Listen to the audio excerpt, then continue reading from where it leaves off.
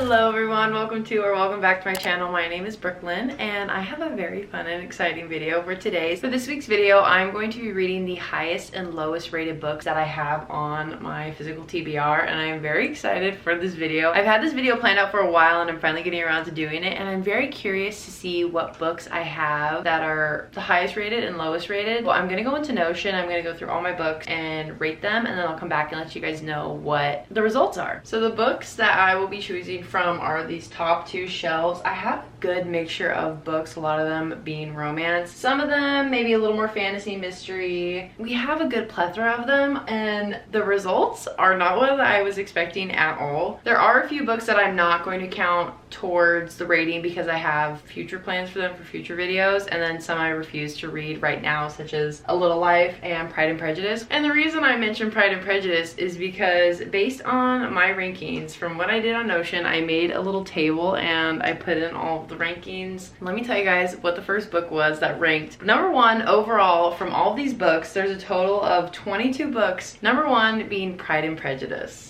This little number right here. Once I found that out, I decided that I wasn't gonna be reading Pride and Prejudice for this video. I just started school, my last year of college, and I don't think I have the mental capacity to be reading a classic right now. So we're gonna act like that didn't happen. I put in the rankings as well as the rating amount. Pride and Prejudice had an overall of 4.29 stars, and the overall rating amount, or the amount of people that rated the book, was 4,359,305, which is insane. It's by far the highest interacted with book. I don't know how what to describe it as, but that was the highest book besides Happy Place, which had 1,029,940 people leave a rating on it. But Happy Place was really far in the middle, which was shocking to me. So the second book that I will be reading for this video as my highest ranked book, rated at 4.2 stars, so very close to the top spot. Only 448,849 people rated this book, and that book is none other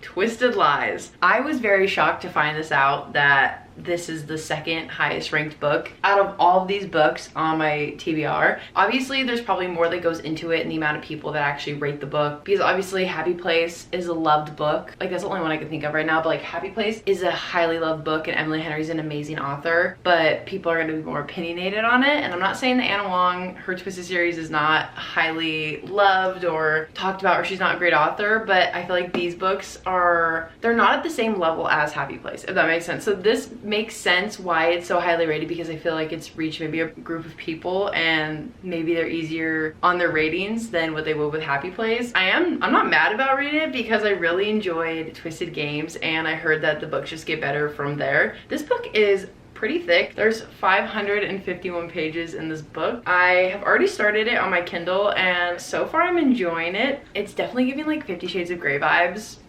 Just right off the bat. I don't know. From what I know is that this book follows Christian Harper, Stella Alonso, and she's the one friend who's the social media, the influencer, and Christian's Christian was mentioned in Twisted Games, and he has this security company, and he just pulls strings. He has a lot of money. He knows people and has connections and can make things disappear off the internet, basically. So he's a powerful man in a modern day sense. So this will be the first book that we start for this video, our highest rated book. I am gonna start with the highest rated. I was gonna do lowest, but I'm just so tempted to read this, and it is a good comparison with the lowest book because I already kind of know what the lowest book is. I'm very excited to see how they'll compare. I'm about 50 pages in, so I'm not too far in at all, and I'll give you guys an update once I'm further in and I have a better understanding of the story.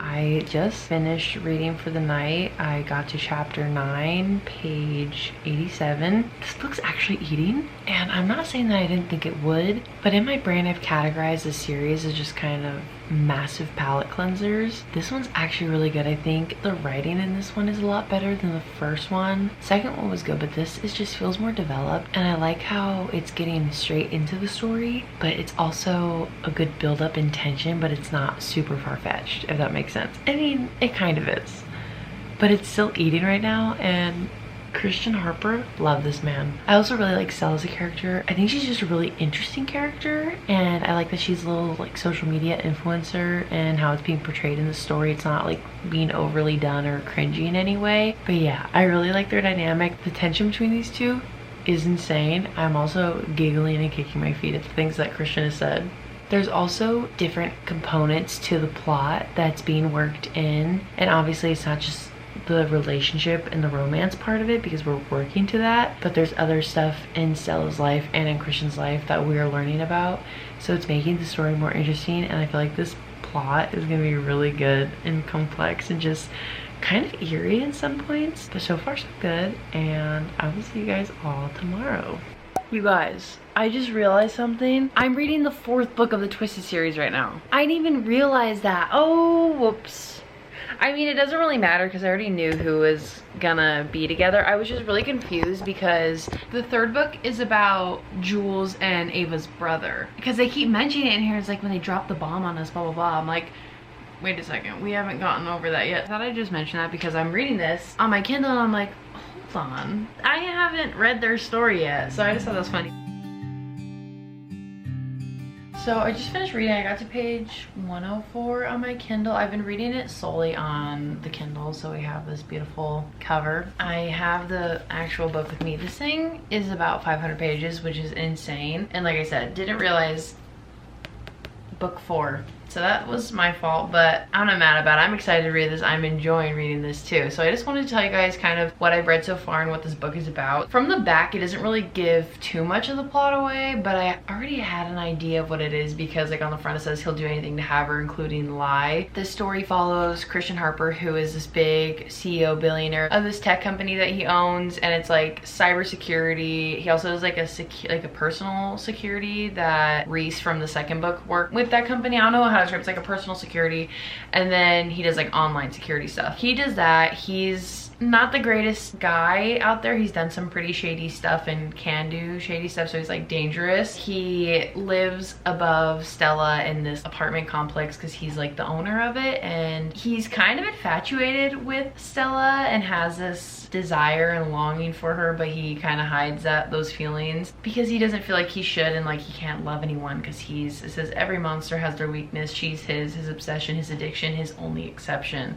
This man is in love with Stella but doesn't really show on the surface. Stella is social media influencer. She's into fashion, obviously has social media presence. I would also say like a very big people pleaser. She has some stuff in her life, family problems and just personal issues that she hides from people, and she's a romantic, but she doesn't let herself have like romantic relationships in real life because she just says they'll be almost like a letdown for her in her real life, so she just doesn't mess around with dating people. Stella basically is put in a situation for her social media account that she needs to get to a certain amount of followers in order to become like a brand ambassador for this really high-end, like I think it's a fashion company. Stella has the idea that in order for her to gain more followers and draw attention to her account that she needs to have a boyfriend. Her and Christian kind of spark up this fake dating relationship. It's a mutual deal where she's like his arm candy to events, and then she can post pictures of him without showing his face on her social media and hopefully gain traction. That's where I'm at so far in this book. We've already went to like one event with Christian, and then she posted like one picture of him on her social media and it already blew up. So that's where I'm at so far in this book. I'm really loving it because I love Christian's chapters and hearing how he speaks about Stella and just how in love this man is with her. Story is really fast. He got right into it in the beginning. Obviously maybe we missed some parts if they are mentioned in the 3rd book. I don't really know, but it got right into the story, and the dialogue and stuff isn't really cheesy in my opinion. They also both have their own secrets, so I think that's where like the lies comes into this, is like Christian is definitely hiding stuff from Stella and Stella's hiding stuff from him and her friends, so we're just waiting for all that to get revealed. But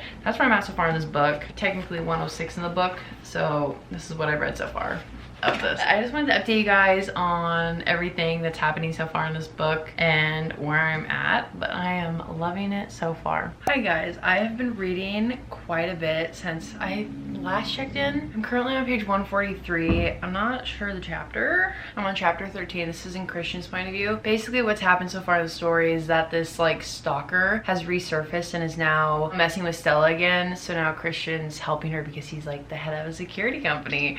But when I tell you guys, this man, his inner dialogue, so good. He's so obsessed with her. But the one thing I thought about, because let me just read you what he says. So he says, she's like, why do you care? Why are you bothering to help me with my stalker? Blah, blah, blah. And he's like, because you're my fake girlfriend. Like, I can't have anything happen to you being the CEO of like a security company.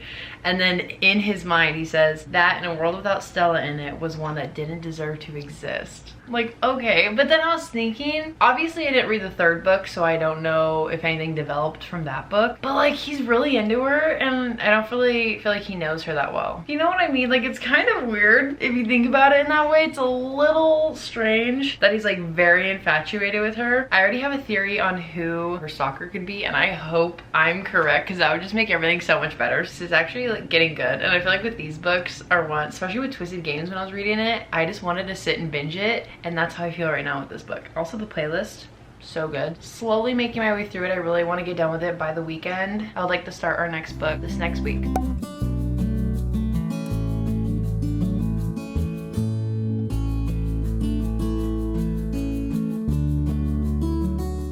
I have finally made it halfway through Twisted Lies. I'm on page 292. I'm 58% through on my Kindle. I'm not sure what the exact page count is in the physical books. I wrote stuff down while I was reading because I wasn't filming the whole time. The first thing I wanted to talk about is how long these chapters are, and that in itself is so discouraging at times because I didn't realize that this book was such a slow burn. When I say slow burn, I mean slow burn. So things that I feel like is lacking in this book, like I mentioned, they're fake dating in this for Stella to reach her millionth follower to get this deal with some brand. She hit it and now she has the deal and now they're just kind of hanging out with each other, and she's living with Christian because her stalker situation has amped up a bit. But I just don't feel like there's enough of the fake dating happening because all of the friends know she's not really talking about like taking pictures with him or posting on her Instagram or social media or whatever, but she's just talking about like, oh, you've been posting so much on your Instagram with your boyfriend. And it's like, we haven't heard anything about that. You know what I mean? It's like, I like that aspect of it because like we're not playing the part of fake boyfriend and girlfriend right now. Like, we're not even talking about that. We're more focused on Stella's stalker, which I think I still know who it is, but I haven't really seen them outside of Christian's penthouse. They're always just there or like at some formal event, but that's it. And there's no fake dating. You know what I mean? Like, if you think of fake dating, it's not in this. We're actually, I don't even know what's going on. If I'm being so real right now. Hopefully tomorrow I'll get pretty far into this. I'm not hating this book. I'm loving it. I'm just waiting for the part where the tension finally snaps, you know? Hi guys, I'm back from class and I have a little bit of downtime. I have to do homework, but I want to read because if you know this book, chapter 31 is when stuff gets interesting. The way Christian talks about Stella is insane. If you love a man who falls first, this is a book for you. He is so in love with Stella, and the way he talks about her and like thinks about her is insane. Oh, it's so good. This is what Christian's saying about Stella. She's at a photo shoot. He said, I'd met plenty of beautiful women in my life. Women with perfect hair, perfect skin, and perfect bodies. Supermodels and movie stars and heiresses molded by the best money could buy. None of them held a candle to Stella. She glowed in the way that had nothing to do with her outer beauty. Like, be so for real right now, this man. Darkness was always drawn to light, but I wasn't just drawn to her. I was fucking obsessed.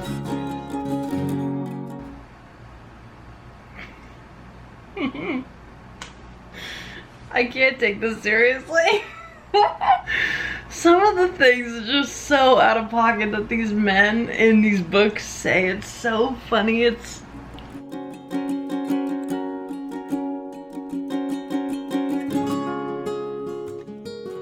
this man's always leaning on door frames. every part where she's like getting ready and she hears his voice in the background and she's like, I turn and I see Christian leaning lazily against the door frame. It's like he's always like, you can only do it so many times where it's like not attractive anymore. I don't know, I thought that was funny. So I'm done reading for the time being. I got to page 323. That was the only part I really wanted to get to. I'm 64% through the book. But yeah, now I'm curious to where the story's gonna go. Obviously there's more to the plot that we have to figure out, like Stella's stalker and I guess more development of their relationship, but it's good. It's just a little bit cringy here and there, just a little. Just some of the stuff he says is cringy, but then also like in his mind, the stuff he says is so sweet. So I don't know, there's a weird balance that we have to find with this, but I'm enjoying the book. It's just really slow. So that's my thing. I'll read more later tonight. My goal is to finish it tomorrow and then we can start our second book. So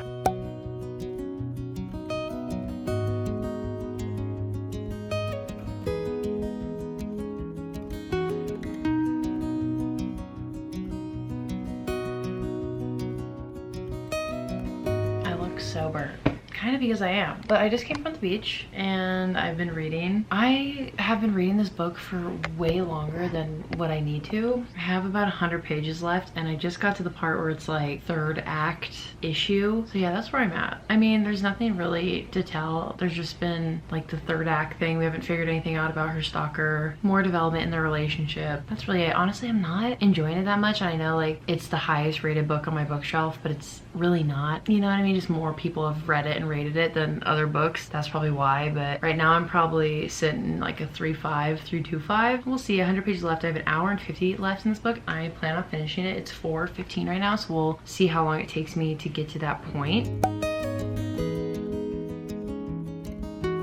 I have just finished Twisted Lies last night. I finished Twisted Lies last night. Thank the Lord I finally did, because I swear this book has taken me too long to read. I don't even know. Let me look when I started this. I started this book the 30th of August and I just finished it, which was the 14th yesterday. Took me about like 14, 15 days. It is a little bit of a thicker book. I have the physical copy here. It is thicker. It's like 500 and something pages. Listen, I went into this with high hopes. Obviously because it's the highest ranking book on my physical TBR. I knew that this series isn't technically the highest rated book. I'm not saying Anna Wong's writing or her as an author is any less, but from her other books in this series that I've read, they're just kind of palate cleanser romances and they're very far-fetched, very out of reach. I honestly went into this though with a little higher hopes because I really enjoyed Twisted Games. I hated Twisted Love, but Twisted Games regained my interest in this series. I ended up giving this book 3 stars. I like the concept and the idea behind it. There's fake dating. She's social media influencer. He's just that business guy. A little bit of issue, like a stalker issue in this book, and he's like trying to help her and figure it out. There's so many good plot points that I just don't think were developed properly or well enough that I lost interest. I think that's why this book took me so long to read, is because I didn't want to read it, and when I would read it at night I would just get tired and want to go to sleep. Partially me, but I think also partially the book. What I didn't really enjoy is that the whole point of them fake dating was for Stella to gain social media followers. She got it very soon and she never really talked about posting him or anything. I thought there would be a little more talk about her posting the content and like taking it with Christian and just like that dynamic of them kind of getting used to like the fake dating. There wasn't any fake dating. Like I think that's just kind of what was missing. Yes, it had some interesting plots with like the stalker and stuff. I didn't think it was that good. I liked Christian a little bit. There were some things that he did was cringy and very far-fetched. I'm like, you did not have to do that. But then the way he thought about Stella was very sweet in some ways. Beyond that is just the two of them in their relationship, they're just going in circles, you know? And Stella, I don't really know, Stella was just there. She was living her life, health queen, like, I don't know. She was a social media influencer trying to figure out her own life. Beyond that, the plot points wrapped up. Spice was minimal. Slowest slow burn ever. I felt very dissatisfied with this. But now I'm very excited because I get to start my lowest ranking book. The lowest rated book that I had on my TBR is Meet Me at the Lake by Carly Fortune. And that'll be the next book I read. Let me go grab it. I'll take you guys with me. So this will be the next book that we read. I've heard a lot of mixed reviews about this book. I just read her newest release, which is The Summer Will Be Different, and I really enjoyed that one. I thought that was good. I didn't really like her first book because it was so similar to 11 Other Words, so that was like kind of where I had negative vibes for it. But overall, her writing is good. This book is like 300 and something pages, so hopefully I'll be able to get through this much quicker. And my plan is to start tonight and finish it sometime earlier this week. I'm pretty sure it's like every year they meet back up. I kind of want to go into this blind, so I'm not going to read the back. I'll let you guys know more about it once I get further into the book and actually start it.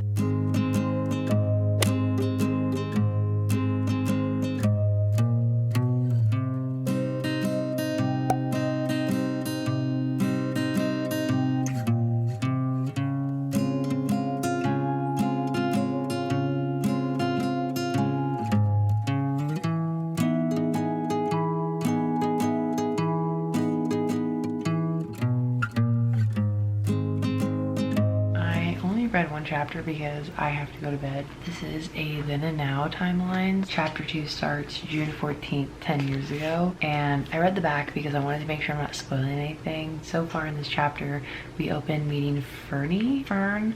She is, I think, in her like late 20s now. I don't really know about the age, but this is like the now timeline.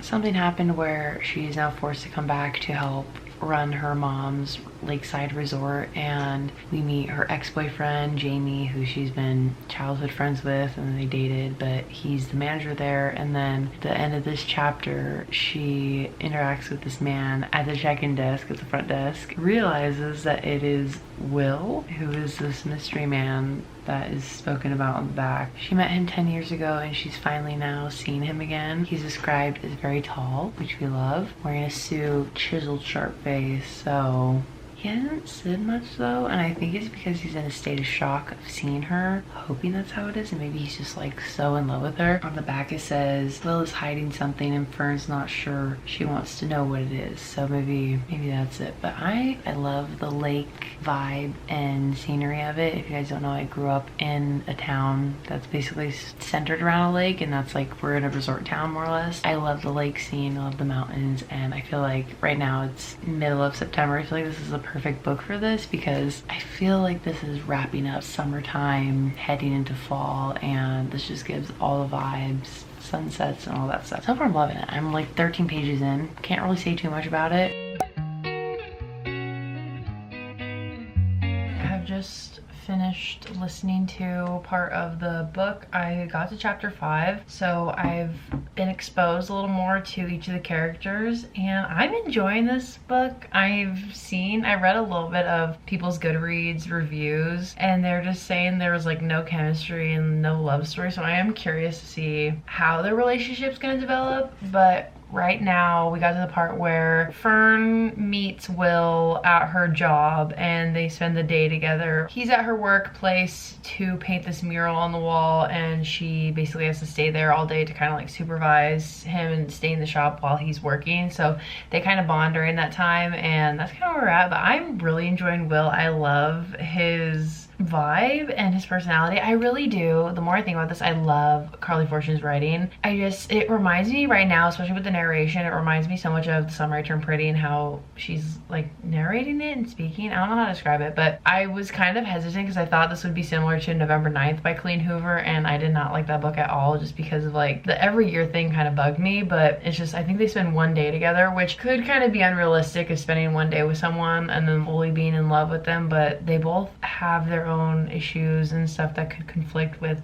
these feelings. So I'm very excited to see this and have them like get to know each other, and I don't know, but it's really good so far and I'm enjoying it. But I have to do homework right now, so I'm stopping, but I just wanted to update you guys. Got to chapter 5, which is page 42, so hopefully I can get further into this today. I'll just listen to it on Audible and stuff. It's also available on Spotify if you have premium, so which is really great.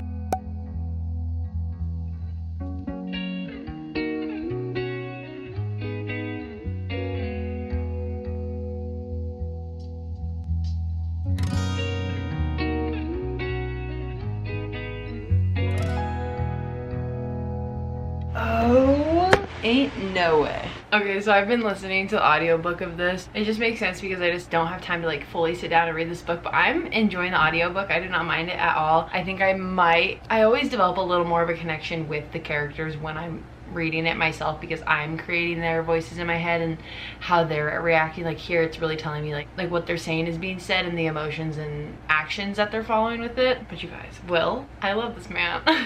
Listen, one thing about Carly Fortune's writing that I appreciate is that her spice scenes aren't overly done or very graphic. She gives enough detail, but not to the point where it's kind of crossing the line. If people don't like spice in books, they can still read it and not get like uncomfortable by it. But every time that I've read her books, they're like perfect, if that makes sense. But other than that, the book is so good. Will in the then timeline, total flirt. He's really giving us nothing, but like just enough to where I can say that I like him. I also like the way Carly Fortune writes her female main characters, because I feel like in every book, basically all of her books that I've read from her, the female main characters' internal thoughts are so relatable, but they're not to the point where it's like dramatic or pick me or self-deprecating kind of. Maybe like just a little bit on the self-deprecating part. You can easily like relate and connect with them. The story is obviously like a little bit slower just because we're jumping back and forth between the timelines, but now that I think about it, all of her books are like then and now timelines, and I think she does a really good job at them, and she keeps the story interesting. I'm still intrigued in the story because I feel like we've already learned so much, and I have like 4 hours left in the book, so I'm very curious of how it's gonna go and what more could happen. Theme that I feel like I see coming up, because she always has more deeper themes in her books, is like maybe mother-daughter relationships.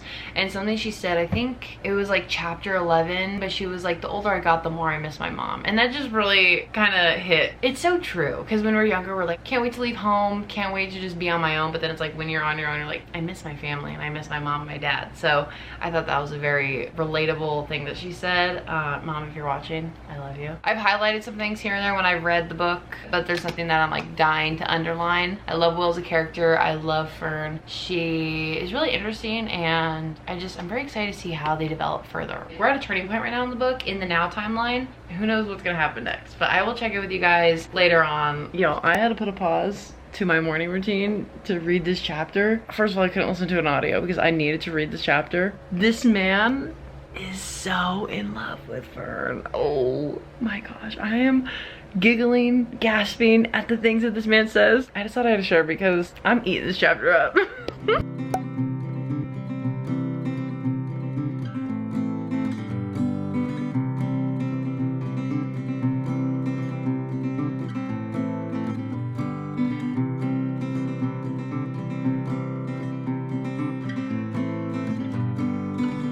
So I have gotten to the very end point of the audiobook. I wanted to read the end part of it in my own brain. I'll share more of my thoughts once I'm finished with the book. There was a little plot twist at the end, and you can kind of guess it, the chapters leading up to the point where plot twist happens, but I'm enjoying it, so I'm excited to finish this. We are on the up and up right now. My camera died. How annoying is that?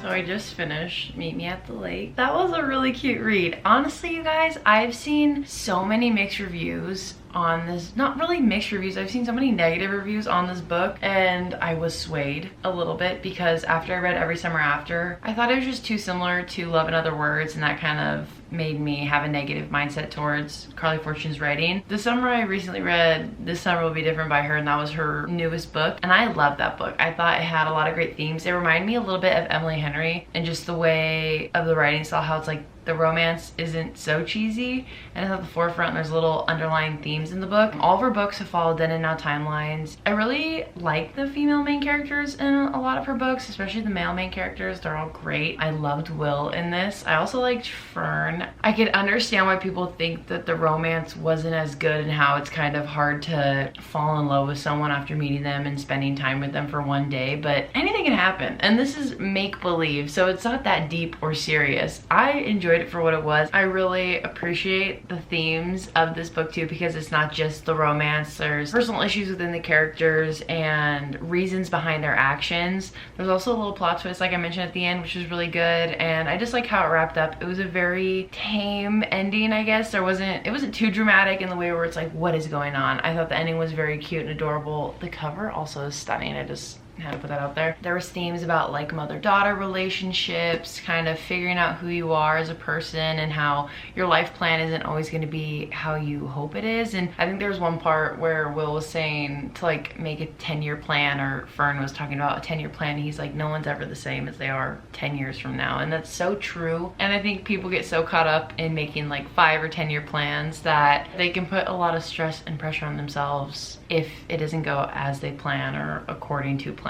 Overall, I really enjoyed this book. I don't really know what I'm gonna rate this. I would say maybe like a 3.75. It's not the best book I've read, but I wouldn't say it's like one of the worst ones. I think people were being a little dramatic in calling it like bad, because I remember seeing so many videos on TikTok saying that this is like a letdown, and so many people were so hyped about this book, and then after reading it's just such a letdown. But I thought it was really good. I really enjoyed it. I would definitely recommend it if you like Carly Fortune's writing, or maybe Emily Henry's writing, because it has the same format and theme ideas. There is a little bit of spice in this, but the way Carly Fortune writes it, it's not overly like in your face, and I think it's just the right amount for the story and the characters and stuff. Overall, I love this book. I'll probably put my rating on screen. I have no clue what I'm gonna rate this, but I did enjoy it. I like listening to the audio version of it. It helped me get through the book very fast. I read this in like 2 days, or listened to it in 2 days. That's Meet Me at the Lake, our lowest rated book off of my TBR shelf. I also wanted to mention with Meet Me at the Lake that I think the story isn't such a swooning romance. It's just very real. It was just a matter of people meeting at the wrong time and then finding their way back to each other. So I think that's maybe why people didn't like it. And there's just like other reasons too, but that was just kind of what I just thought of thinking and sitting with the book for a while. Alright, you guys, so that is going to conclude this video. I hope you guys enjoyed watching me read the highest and lowest rated books off of my physical TBR. I really enjoyed this video. A little recap of the books we read in this video. First book we read, which was the highest rated book off of my physical TBR. This had 4.2 stars off of Goodreads. I ended up rating this book 3 stars. Wasn't my favorite book. I think I like Twisted Games more out of this whole series. It was just a little long and dragged on and just a little extra. Wasn't my favorite. This was the highest read. Obviously not the highest read for me out of these two. And then the second book, which was the lowest read off of the physical TBR, which is Meet Me at the Lake by Carly Fortune. I really enjoyed reading this book. This was rated 3.69 stars off of Goodreads, and I'm probably gonna give it like a 3.75, 3.5. Doesn't mean it was a bad book. It was better than what I expected it to be, especially with hearing so many negative thoughts and opinions of this book when it originally came out. I really enjoyed it. Obviously, these books still ranked pretty low for me, but out of the two, I would definitely recommend reading Meet Me at the Lake over Twisted Lies. This feels more like a put together story than Twisted Lies. Twisted Lies is a full-on palate cleanser in my opinion. Definitely recommend Meet Me at the Lake. Give it a chance. If you like Carly Fortune's writing, even Emily Henry's writing, I'd lightly compare it to that. I really enjoyed filming this video. It was really fun to see how the opinions and ratings from other people vary. It just depends on the reader, and that's what I love so much about reading, is that it's so, what's the word? Not selective.